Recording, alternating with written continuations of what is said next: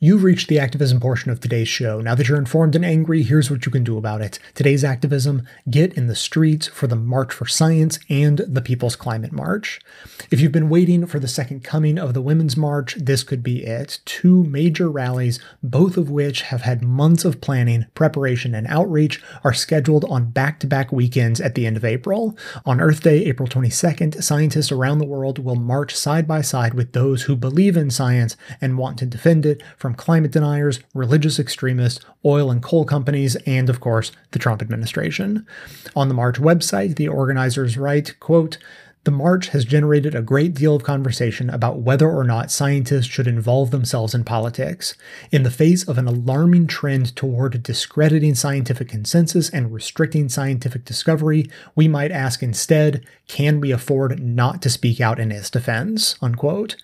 Go to marchforscience.org to learn more about the details of the march, and if you can't make it to DC, find one of the 480 satellite marches near you.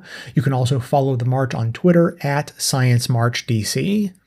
After the March for Science, you have a week to rest up and then get in the streets again for the second People's Climate March. In 2014, I was proud to be one of over 400,000 people who marched in the streets of New York City for the first People's Climate March on the eve of the UN Climate Summit, demanding urgent action on the global climate crisis. We made history, and our numbers and voices could not be ignored. Limited but important progress was made.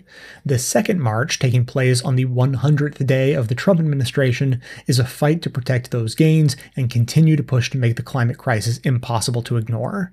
As with every single political issue, climate is intersectional. The march aims to advance climate justice for all, especially frontline communities and workers, stop attacks on immigrants, communities of color, indigenous and tribal people and lands, protect our right to a clean and healthy environment and a peaceful world, preserve workers' rights, including the right to unionize, fund investments in our communities to transition to clean and renewable energy economies, and protect our basic right to free press, protest, and free speech. Go to peoplesmarch.org to learn more about the march, and if you can't make it to DC, find one of the sister marches happening across the country and around the world. You can also follow the march on Twitter at peoples_climate.